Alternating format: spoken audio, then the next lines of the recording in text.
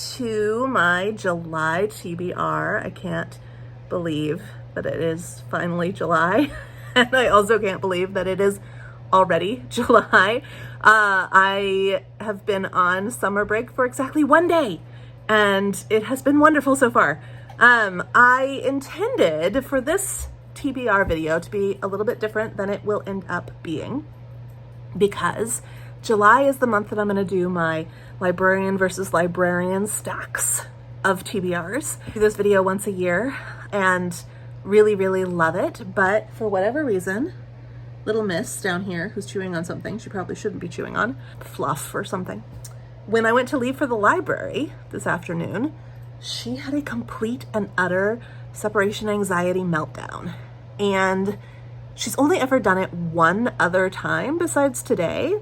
And so I don't know what was up, but I tried to leave for about 45 minutes and set everything up like normal. And she just wasn't having it today for whatever reason. And so since she's only ever done it once before and I don't really know what's going on with her or why she did it today, I just decided, you know what? We will just wait to go to the library. I know it's not the greatest response to a pet that's having separation anxiety, but it's not like a normal thing for her. So I think there must be extenuating circumstances that she can't tell me about, and she just wasn't having it today. So I'm gonna try again on Tuesday. Today is Sunday. Tomorrow is Juneteenth, so the library is not open. So I'll go on Tuesday and I'll pick up physical copies of most of the books that I'm going to present to you today. I do have some physical copies with me right now. I'll show those to you. But for the most part, it's going to be a lot of editing, a lot of putting pictures up here to give you a visual of what I will be reading. I also have, just in case you can see it reflected in my glasses, I have my computer open with my plans. So that will be guiding me and reminding me of all of the many books that are waiting for me on hold at my local library. So I'm going to start by sharing some of the books that I've chosen for myself this month. I do have I have a quadruple TBR basically, because I'm going to share some books that I'm going to read that I've picked myself. I have 2 different TBRs from 2 different librarians, and I have Jane Austen July. So it's going to be a long one. It is summer for me, and I have no intense plans. I have maybe a couple of little day trips here and there and some cleaning projects and things like that I want to get done. But for the most part, I'm just chilling. And so I'll be doing a lot of reading, a lot of watching TV and movies, a lot of going to the park with the dog. We will have, at some point, my apartment complex is replacing all our windows and doors, and so everything will be like open.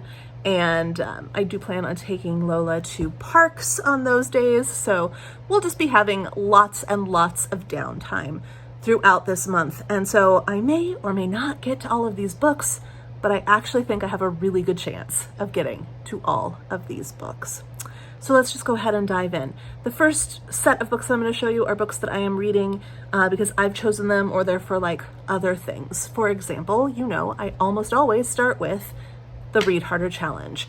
This month was pretty cool because at the beginning, like in January, December really, I earmark books for the different prompts way in advance, like back in December or January.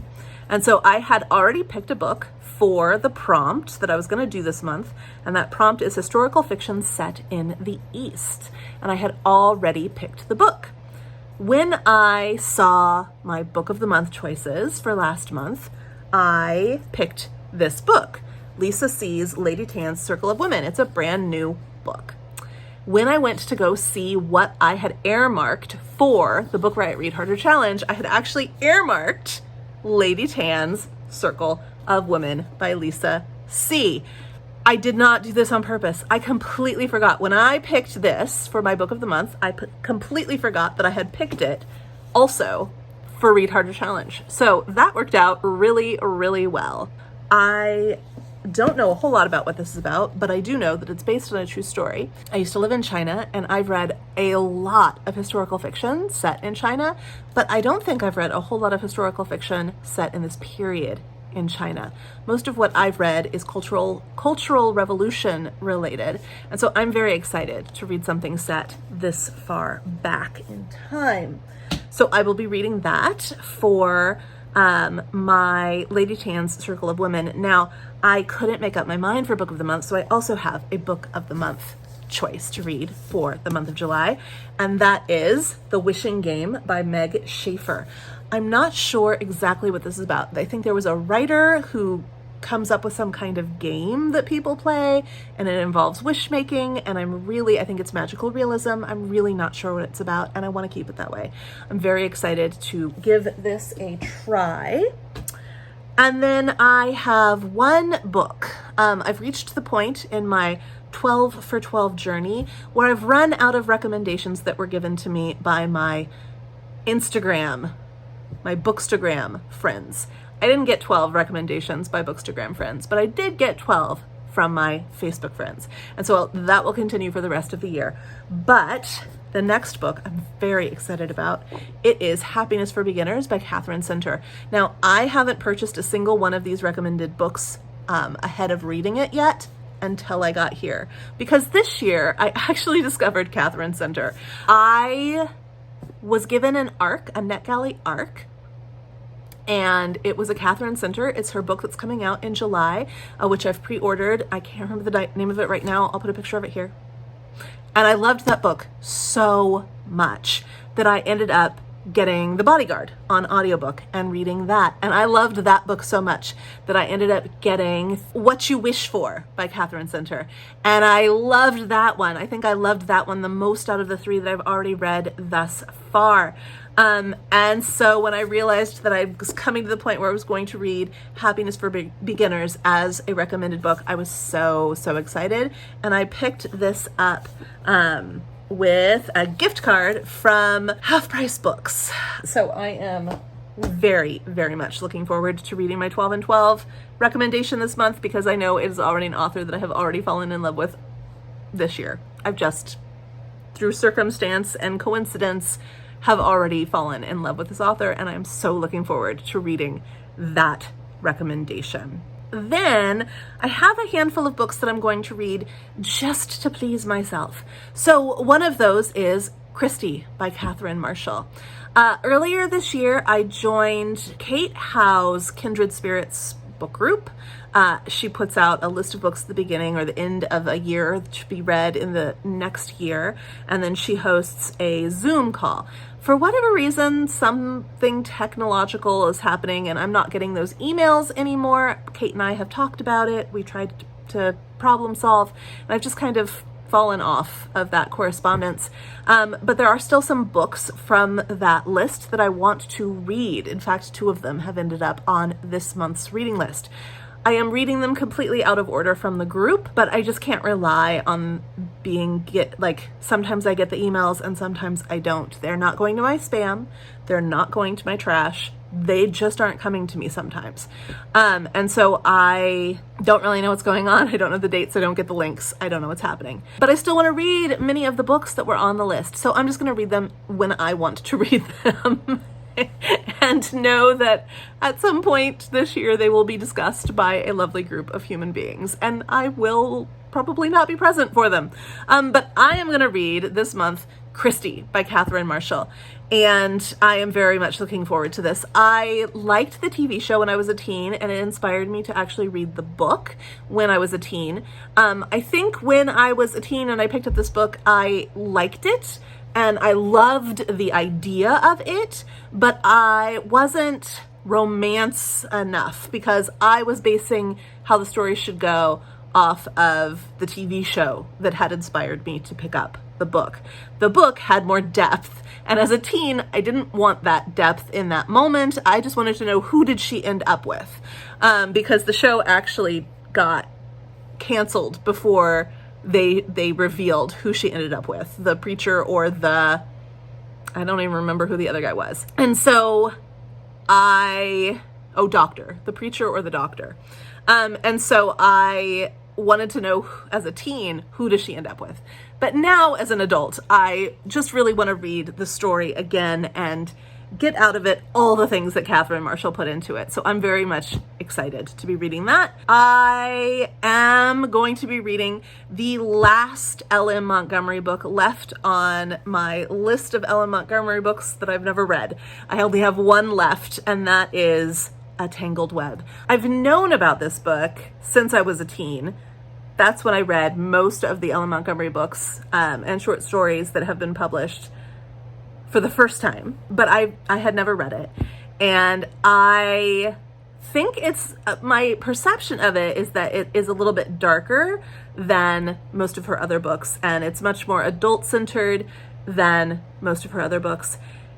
And so it wasn't of interest to me. And I kind of felt like if I read it, it might ruin my feeling of L.M. Montgomery at the time. And so I just kind of put it on the back burner. But now I really want to read it. It is also, at some point, being afraid to read it because of what it might be about, like it might be a little bit darker, it might be a little bit more dramatic, whatever, changed into I was afraid to read it because it was the last one that I would ever have. I would be finishing all of L.M. Montgomery. And so I'm okay with that now. I want to read it. I really want to read it. And I realized that my library had a physical copy of it. And so I am picking that up on Tuesday. Also, I really enjoy in the summer months reading retellings of some of my favorite books. I tend to read retellings of Wuthering Heights, Jane Eyre, Jane Austen novels because it's Jane Austen July, Dracula, Frankenstein, a lot of my favorite Victorian books that get a lot of retelling love. I tend to read the retellings in the summertime. And so I realized that there's a new there's a new Jane Eyre retelling, Jane and Edward by Melody Edwards, and I am super excited to pick up a copy of this. It's sitting for me on the whole shelf in the library, like most of the books that I'll show you today. So I'm excited to get my hands on this. It's brand new. I don't know anything about it, nothing about it, except that it is a Jane Eyre retelling. As you can see, Jane and Edward. That's all I need to know. I know it's contemporary. I know it's a retelling. It looks like it takes place in a city. So, but I don't know who they are to each other. I don't know how it works out. I don't know what spin this retelling will take. Going in almost completely blind, armed only with the knowledge that it is supposed to be a retelling of Jane Eyre. And then I have two nonfiction books that I want to read this month. One is a memoir by Marlee Matlin. And then the other book that I want to read for myself, that I picked for myself, is The Stories We Tell by Joanna Gaines. It's a memoir, I think, but it's more of an exploration of the power of the way that we tell ourselves the stories of our own life, the way that we frame events that happen to us in story and narrative in our brain, and how that kind of affects us, and the choices that we make, and the way that we view ourselves in the world. And I really like that. I really like that kind of book. I like that topic. And so I want to see what she has to say about that. The Stories We Tell. Now, I think I'm going to scoot down. So I have my computer open and all of my plans are here. So I think I'm going to scoot down to my Jane Austen July TBR before I dive into my Librarian versus Librarian TBRs. This year, the prompts are the same as always. I have more books. It's more of a pile of possibilities. I have more books than I can possibly read for this. This is what I have. So I am choosing to read Northanger Abbey. This is the buddy read. One of the prompts is always to read one of Jane Austen's 6 novels, and so this is the one I'm going to read. Northanger Abbey has always been my second favorite novel. Sense and Sensibility is my first favorite. Pride and Prejudice is my third. I love Northanger Abbey. I love Northanger Abbey. I know a lot of people have a hard time with it, but I love Northanger Abbey, and I always have. So I'm excited to do this. I have this cool book waiting for me. I've read Northanger Abbey probably, I want to say at least 5 times that I can remember off the top of my head right now. And I've reread parts of it a lot. So I want to kind of get a fresh take on it. So I'm actually getting this annotated and illustrated version from the library. So I will be reading Northanger Abbey in that manner this year for Jane Austen July, and I'm excited about that.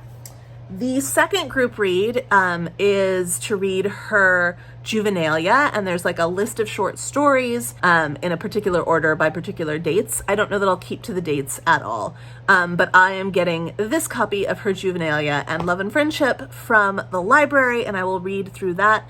It'll actually be the first time that I read a lot of these short stories. I've never read them before, but I have read Love and Friendship, so that will be fun. I think that they will work as good palate cleansers in between my librarian versus librarian reads.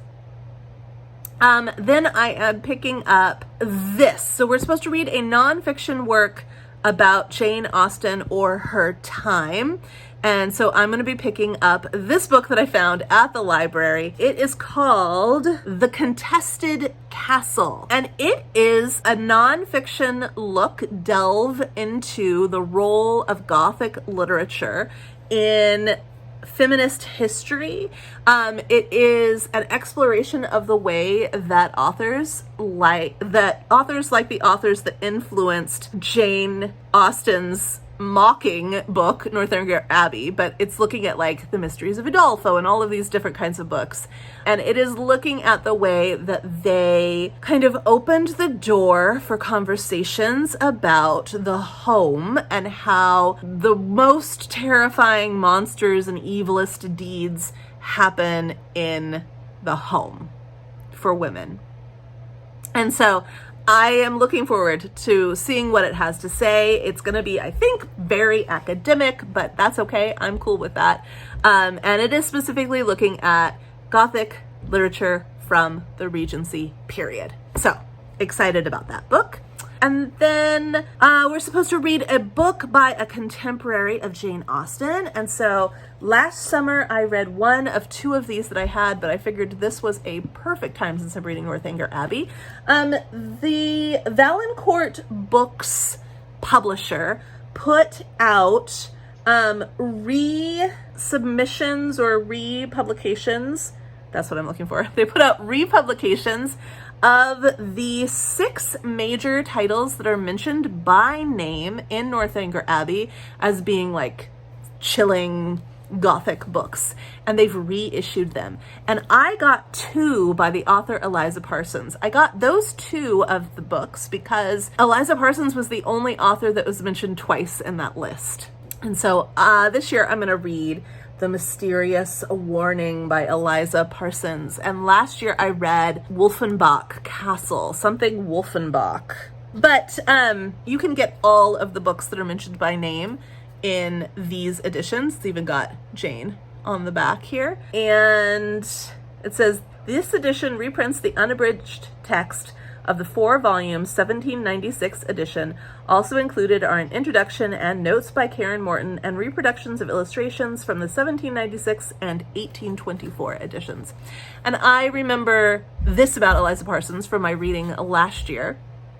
Eliza Parsons became, I don't think she was left or divorced. I mean, it wouldn't have been like divorce, but I don't think she was abandoned by her husband. I think her husband died. And so she became the sole breadwinner for her family. And she, like so many women of the time, picked up her pen to feed her children and herself. And the best way to earn money with her pen was to write thrilling, serialized novels. And so she wrote these and made a good deal of money to support herself and her family, to live a genteel lifestyle in the Regency period, to be a respectable woman. But she's writing these crazy wild stories, crazy wild stories, because that's what people wanted. They wanted to be able to consume this kind of titillating story. And so that's what these are.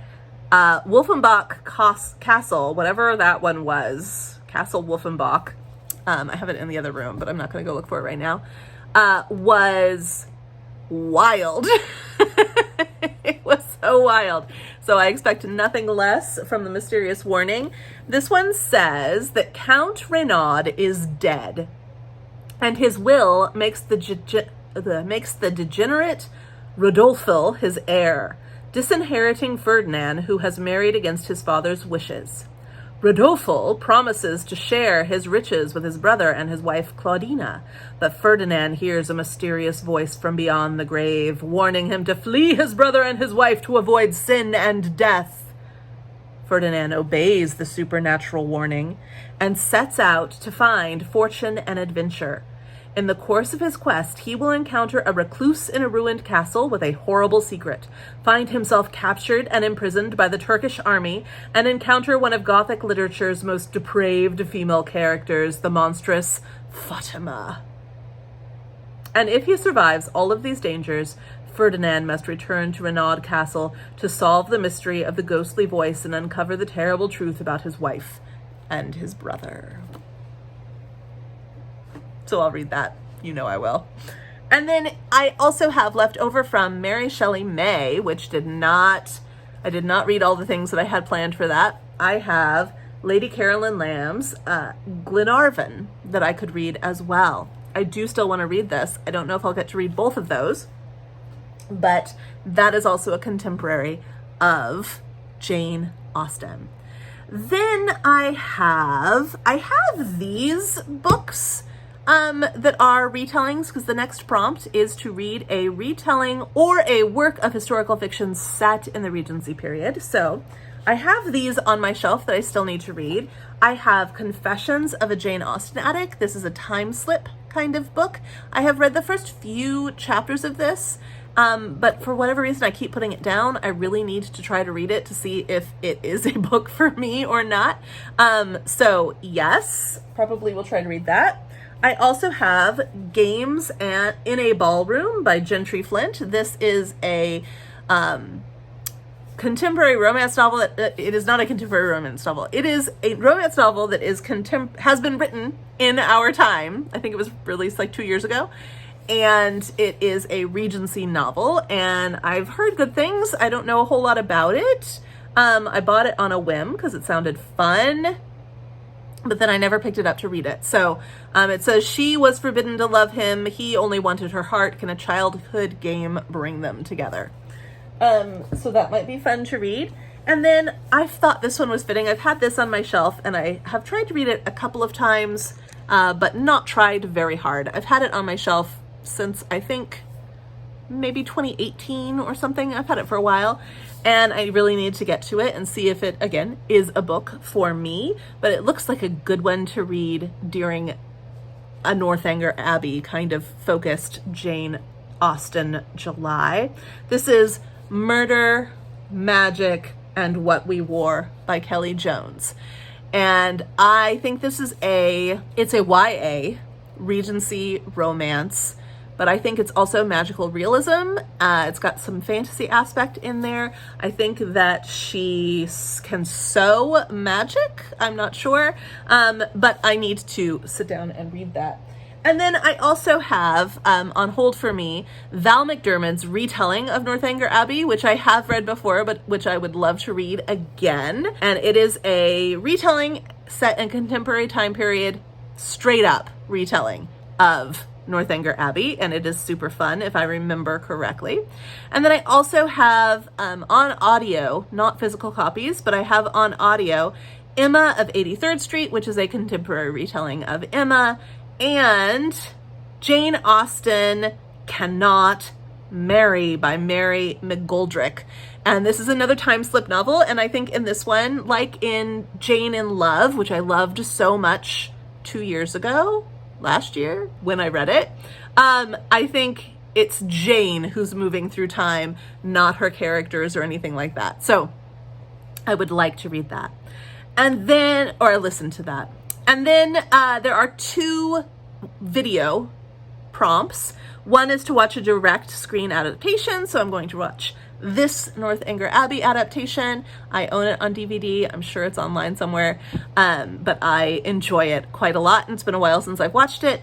And then I'm also going to watch this contemporary retelling of Northanger Abbey, Ruby in Paradise. I've never heard of this movie, and when I was looking for retellings of Northanger Abbey, because I didn't know if any existed, this popped right up to the top. I don't think it's a direct retelling, but I think it does give a lot of nods to it, And I don't know what the story really is. I just know that over and over and over again on the interwebs, this is linked to Northanger Abbey. So I am excited to watch a totally new to me movie that has Jane Austen roots. Now, library versus library.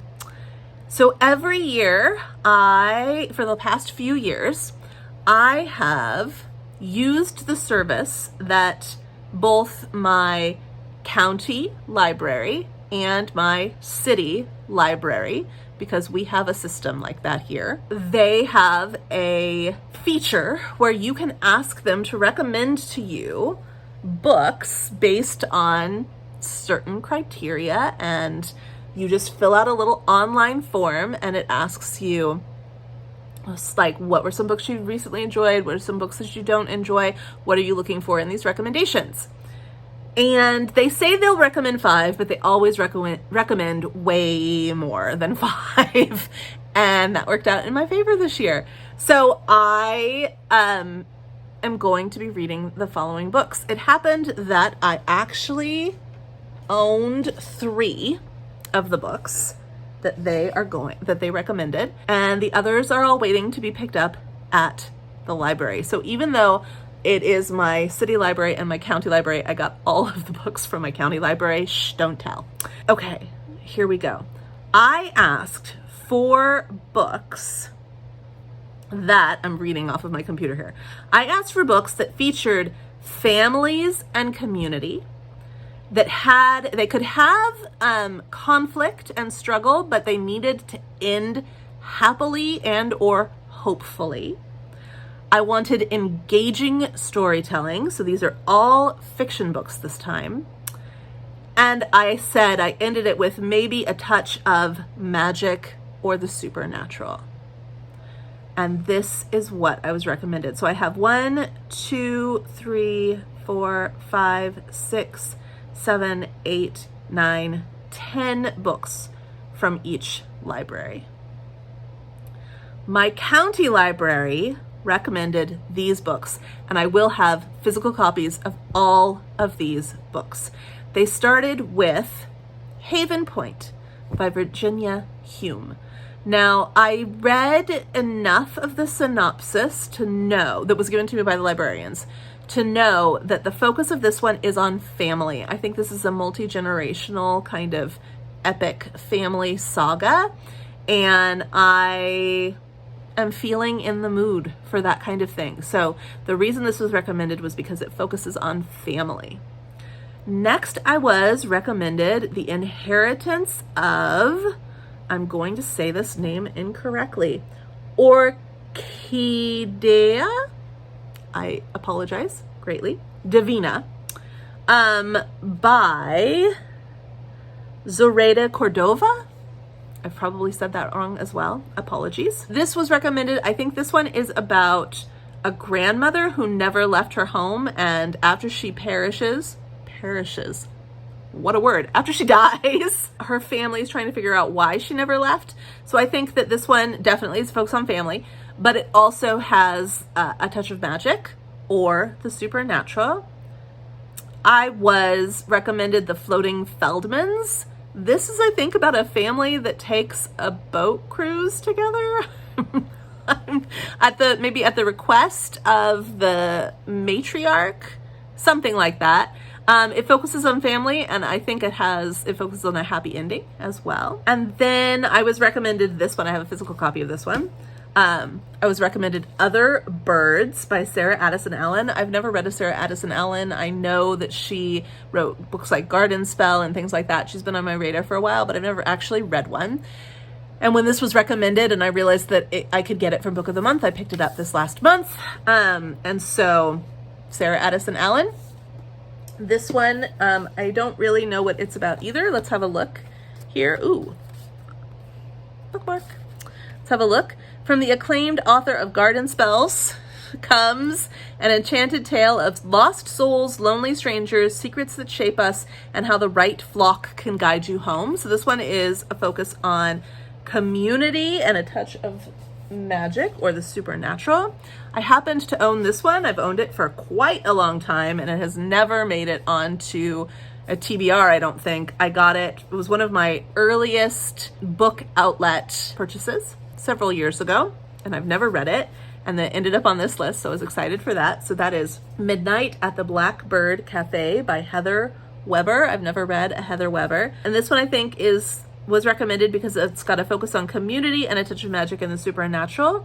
It says, nestled in the mountain shadows of Alabama lies the little town of Wicklow. It is here that Anna Kate has returned to bury her beloved Granny Z, the owner of the Blackbird Cafe. It was supposed to be a quick trip to close the cafe and settle her grandmother's estate, but despite her best intentions to avoid forming ties or even getting to know her father's side of the family, Anna Kate finds herself inexplicably drawn to the quirky southern town her mother ran away from so many years ago. And I'm going to stop reading from there, but that sounds lovely. And then I was recommended The Narrowboat Summer. The focus for this one was community. I think this is about 3 friends in England, one of which I think is dying of cancer, and I think she makes the request that they all take a trip down a canal for a narrowboat summer. The Matchmaker's Gift. I think this was definitely for family, but I think it also has a touch of magic. I think it is also a family saga. Like, I think it's multi-generational. It might even be multi-timeline. I owned this one, and I've been waiting to read this one. I actually was going to make it the last of the Rosamund Pilchers that I read. At one point last year, I actually put it on a TBR, and you'll see that I have the pages all marked out. I have my little markers here for it. And I wanted to make it the last one that I read because I know it's the most popular one, but I haven't got to Homecoming or Coming Home yet. That one is so big. My copy of it is, at least. And then this was recommended for this Librarian versus Librarian challenge, so I'm just going to pick it up. I'm just going to do it. I'm going to read The Shell Seekers. I'm so excited to read Rosamund Pilcher. I'm so excited. Then 2 more for this library. I was recommended The Night Ship by Jess Kidd for community and a touch of the supernatural. And finally, I was recommended Spoonbenders. And this is about a family with some sort of superpower or maybe it's like telekinesis or something. I kind of got like Marvel type vibes, but I'm not sure if that's the case, like comic book hero type vibes, but I'm not sure. Obviously, a touch of magic or the supernatural. So that is my first group of books that was recommended. Let me just go through those one more time. So the first library, my county library, suggested, when I asked for family and community, happy ending, engaging storytelling, and a touch of magic or the supernatural, they suggested Haven Point, The Inheritance of Ms. Davina. I don't want to ruin that name a second time. The Floating Feldmans, Other Birds, Midnight at the Blackbird Cafe, The Narrowboat Summer, The Matchmaker's Gift, The Shell Seekers, The Night Ship, and The Spoonbenders. Now, when they make these recommendations, they're like, these are the 5 books that we recommend. If you like these, you might also think about these, or if you've read these, you might also think about these. And so I would say that probably that library, when I read through that email, there were probably about 17 or 18 different recommendations in that fashion. These are the 10 that I picked out of their recommendations. My city library was given the same request. Families and community, happy endings, engaging storytelling, touch of magic or the supernatural. And this is the list that they gave me. They started with The Star-Crossed Sisters of Tuscany. And I think that this definitely has a touch of the supernatural, and it's focused on family. I'm not exactly sure what's going on. I think it's something to do with matchmaking or something like that. Not sure. But also it sounds like a great summertime read, takes place in Tuscany. The next one, now the city library always makes me a little bit scared with their recommendations. Like, for example, when I asked for feel-good, uplifting reads, they recommended Rosewater by Tade, I can't remember his last name. And that one was about alien takeover of the world. And it took place in Africa, and it was about like people who can enter other people's thoughts. And I was just like, no, this is not for me. And then I read it and I loved it. So when I ask for books that have happy endings, that are about families and community, that have great storytelling, and that have a touch of magic, and I get recommended The Island by Adrian McKenty, I'm a little bit apprehensive, but also hopeful. So the premise of The Island is that this family has gone, so there's there's a dad and his children and their stepmother, and the children and the stepmother don't get along, and they've gone on this island, and then I think that there's some kind of hostage situation or something like that, and the kids have to rely on the stepmom, who they dislike greatly, to save them, or the stepmom has to save the kids who she dislikes greatly. I'm not sure how it goes. I'm a little apprehensive. just a tad. But that's what was recommended, and so I'm going with it. The next book they recommended because it has engaging storytelling, a happy ending, is focused on family, and this one makes a lot more sense to me, but that's okay. It makes a lot more sense than the other one. And that is A Lady's Guide to Fortune Hunting. And when I saw this on the shelf, I was really excited. A, I didn't think it was the kind of book that my city library would ever recommend. They're kind of edgy, and this doesn't feel edgy. And B, I had just seen someone, I can't remember who right now, but I had just seen someone recommend this book on BookTube, and so I was very excited to see that pop up in my list. Next, they recommended A Dreadful Splendor, which is about, I think it's about seances in maybe Victorian or maybe Edwardian or maybe contemporary England. I'm not sure. I think that somebody wants to contact their wife, or somebody is asked to pretend like they are the contacted wife. I'm not sure exactly what's going on in this one, but it is about family, and it is about a touch of magic or the supernatural. Then I was recommended The Love Scribe, and this one is about family and a touch of magic. I think it's maybe more about community, but I could be wrong about that. There's a woman, and she realizes, she writes her sister a story about how a romance should have gone, and then that romance happens, or something like that. Basically, whatever she writes about love and relationships comes to pass. And so people start to seek her out, I think, to get her to write the stories that they want to come into reality. And I don't know where that's going to go, and I don't know how that's happening, and I don't know anything about it, but I'm excited to find out. That sounds like my kind of book. And then they recommended a book that I've been avoiding like the plague. But I'm gonna go ahead and read it. That is One Italian Summer by Rebecca Serrell. I read the one where the person keeps like popping back and forth 5 years or something, and I just, it was sliding doors-ish, and I don't like that movie, and I really didn't like the premise of that book. I don't remember hating the writing, so that's what's prompting me to go ahead and do this one. I know that this one is about family. It will have engaging storytelling, I think. And it definitely has a touch of magic. I understand why they recommended it. I didn't love the first book that I read by this author. And I read that book several years ago, and I just kind of thought, I don't need to read any more. But I'm going to give it a try. It was recommended. I'm going to give it a try. I think this one is about a woman who sees her dead mother's younger version of herself in Italy. Something like that. And then I have Family and Community for the next book. That is The Unsinkable Greta James. I'm not exactly sure what this one is about. I think I got it confused a little bit with the Floating Feldmans. They both seem very similar to me in some way. Maybe it's just because there's boats on the cover. I don't know. They both take place on water. They both take place on boats. Somehow, two different librarians thought these two different books fit my criteria. So I'll read them and I'll let you know. And then I was recommended Zori. This is about family. I think it's an epic family drama.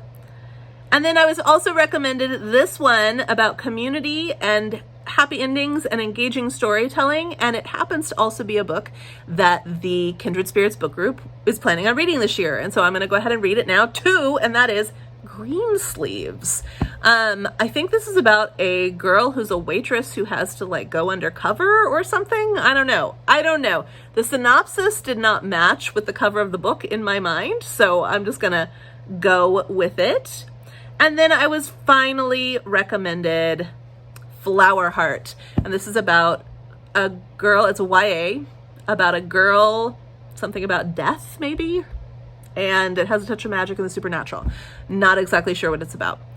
But let's just go over that list one more time. The City Library, when prompted to provide me with some recommendations that feature families and community, have happy endings or hopeful endings, have engaging storytelling, and have maybe a touch of magic or the supernatural, my city interpreted that as the Star-Crossed Sisters of Tuscany, The Island, The Lady's Guide to Fortune Hunting, A Dreadful Splendor, The Love Scribe, One Italian Summer, The Unsinkable Greta James, Zori, Greensleeves, and Flower Heart. And that, my friends, is the video that features 3 different TBRs.